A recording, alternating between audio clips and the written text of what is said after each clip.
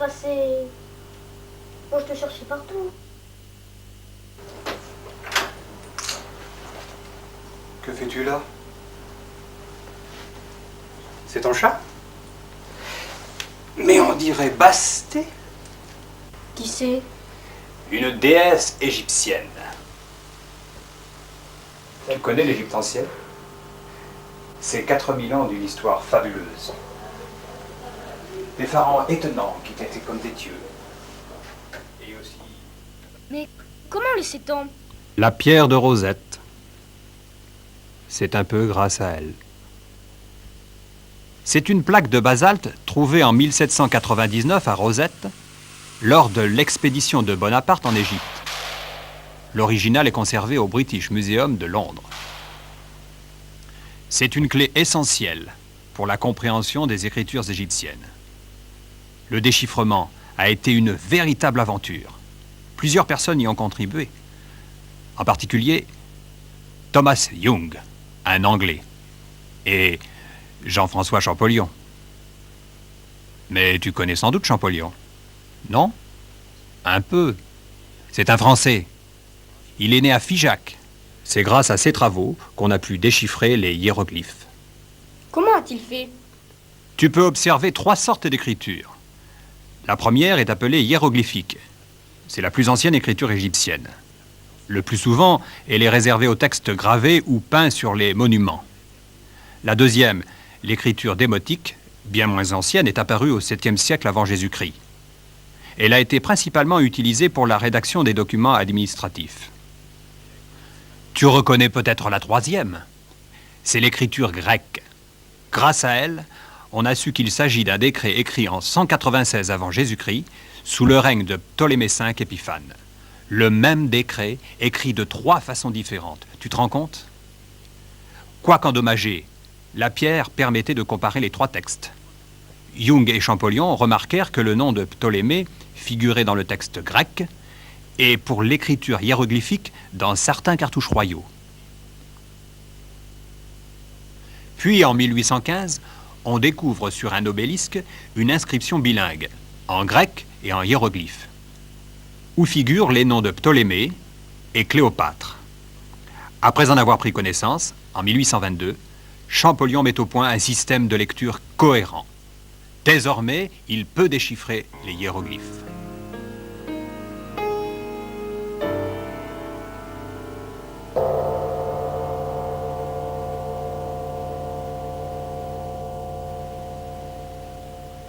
Ce sera un long travail. Et il faut aussi déchiffrer l'écriture hiératique utilisée pour les textes sacrés ou administratifs. Car les scribes sont présents à tous les stades de la vie quotidienne. Récolte, construction, impôts, tout est inscrit, noté, compté. Mais comment faisait-il pour compter? Oh, ça, c'est toute une histoire. Mais il est tard. Tu veux revenir demain? Oui. Les Égyptiens utilisent un système simple pour compter. Pour l'unité, c'est une barre verticale. Tu peux ainsi écrire 1, 2, 3, 4, 5, 6. Pour 10, c'est une anse. Tu peux ainsi penser à l'anse d'un panier qui contiendrait 10 unités.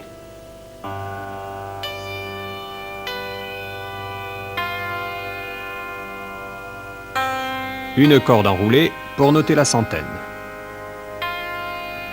Avec ces 3 signes, tu écris tous les nombres entiers jusqu'à 999. Pour représenter 1000, la fleur de lotus, une plante qui pousse par milliers sur les bords du Nil. Le doigt représente 10 000, probablement parce que les Égyptiens coupaient un doigt aux prisonniers vaincus dans les combats. Pour les centaines de milliers, c'est un tétard. Il pullule sur les bords du Nil. 1 million est un nombre astronomique. Il est parfois représenté par un homme qui lève les bras vers la voûte étoilée.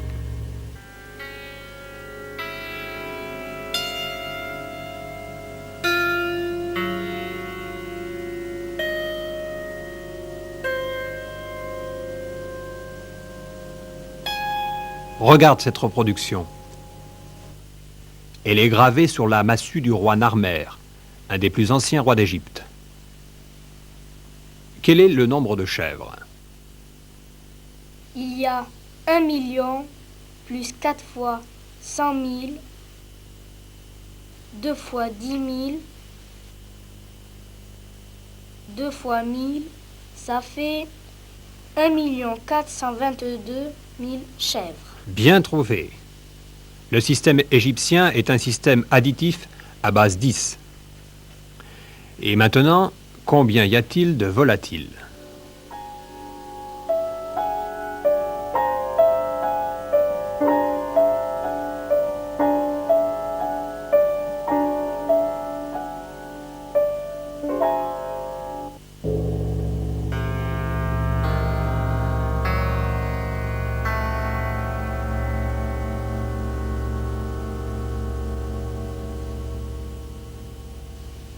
Alors les additions devaient être simples. Mais pour multiplier, par exemple 13 par 5. Écris 1, puis 13, et double ces nombres. Double encore. Ces 10 unités-là donnent une dizaine supplémentaire. 5, c'est bien 1 plus 4. D'accord. Alors, ajoute les nombres, écris en face de 1 et 4. Je trouve 65. Pour diviser 65 par 13, on procède de la même façon. 4 fois 13 plus 1 fois 13 égale 65. Et 65 divisé par 13 donne 4 plus 1 égale 5. Et quand la division ne tombe pas juste? Tu veux parler des fractions, mais là il faut que je te raconte une histoire. Le dieu faucon Horus, fils d'Osiris, défia le meurtrier de son père. Dans le combat, son œil lui fut arraché et découpé en morceaux. Thoth, le dieu des scribes et des savants, le reconstitua. L'œil d'Horus devint ainsi le symbole de la connaissance, de la vision totale et de l'intégralité du corps. Cet œil d'Horus, on le retrouve sur les sarcophages. Il permettait peut-être aux morts de garder un lien avec les vivants. Les différentes parties de l'œil sont aussi utilisées dans l'écriture des mesures agraires. Un demi, un quart, un huitième, un 16e, un 32e et un 64e. Et en additionnant ces fractions,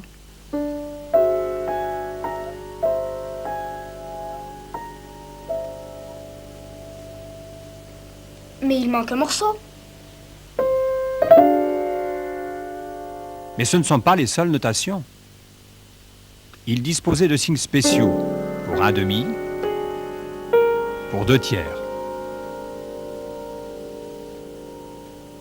Mais le plus souvent, ils utilisaient le signe de la bouche pour noter les inverses des nombres entiers. Ainsi, pour écrire un 5e, le signe de la bouche surmonte l'entier. Ils connaissaient beaucoup de relations entre ces fractions particulières. On en a retrouvé sur un rouleau de cuir. Un demi égale 1/6 plus 1/6 plus 1/6. Un tiers égale 1/12 plus 1/4. Un quart égale 1/20 plus 1/5. Ici, je veux écrire 2/5. On pourrait s'attendre à ce que les Égyptiens écrivent 1/5 plus 1/5. En fait, ils procèdent autrement. On prend d'abord le tiers.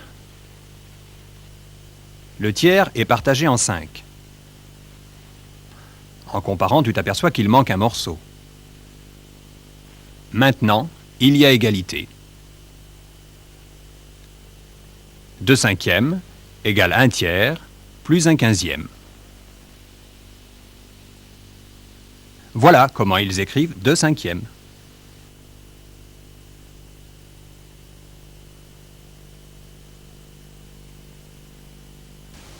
Est-ce qu'ils savaient résoudre des problèmes? Oui, on a trouvé plus d'une centaine de problèmes sur un papyrus, le papyrus de Rhind.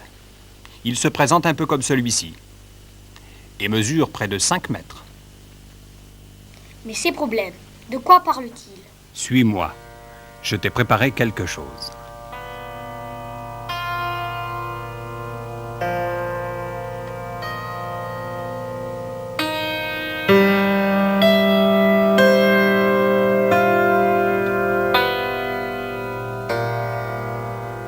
Voilà, c'est ce problème que l'on va traiter.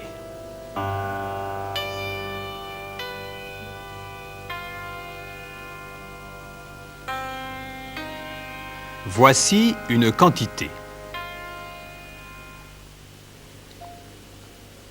Son quart lui est ajouté. On obtient 15. Quelle est cette quantité?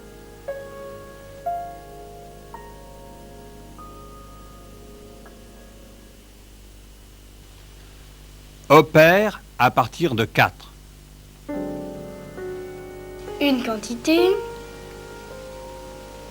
Je prends son quart. Au total, j'ai 5. Calcule à partir de 5 pour trouver 15. Une fois.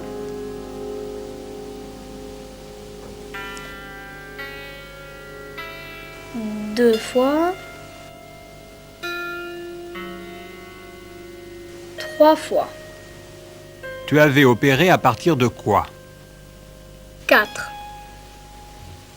J'obtiens 3. Multiplie 3 par 4. 1 fois 3. 2 fois 3. 4 fois 3, ceci fait 12. Tu as trouvé. La quantité est 12. Son quart est 3. Le total est 15. Oh là là, c'est compliqué. C'est une méthode générale que le scribe utilise plusieurs fois. Il travaille à partir d'un nombre particulier, ici 4, qui n'est pas la vraie solution du problème. Et là, encore des problèmes? Pour connaître les mesures d'air ou de volume, les Égyptiens avaient des procédés assez précis. Sur ce dessin, on reconnaît en écriture hiératique le chiffre 9. C'est la clé du calcul de l'aire d'un disque. On peut calculer l'aire de cette figure polygonale.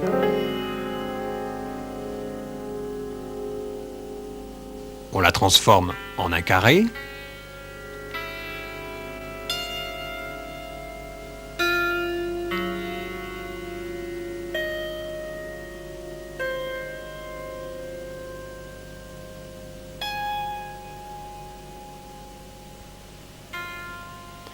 Et pour les Égyptiens, l'aire de ce carré, c'est l'aire du disque. Ils connaissaient beaucoup de choses encore.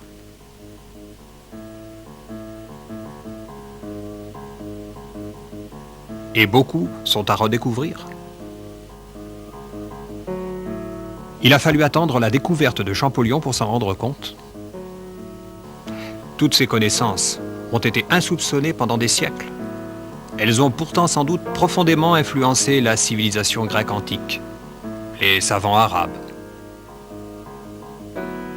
C'est la passion d'un enfant, au temps des aventures de Napoléon en Égypte, qui, en devenant l'obsession d'une vie, permit de percer les secrets d'une civilisation oubliée.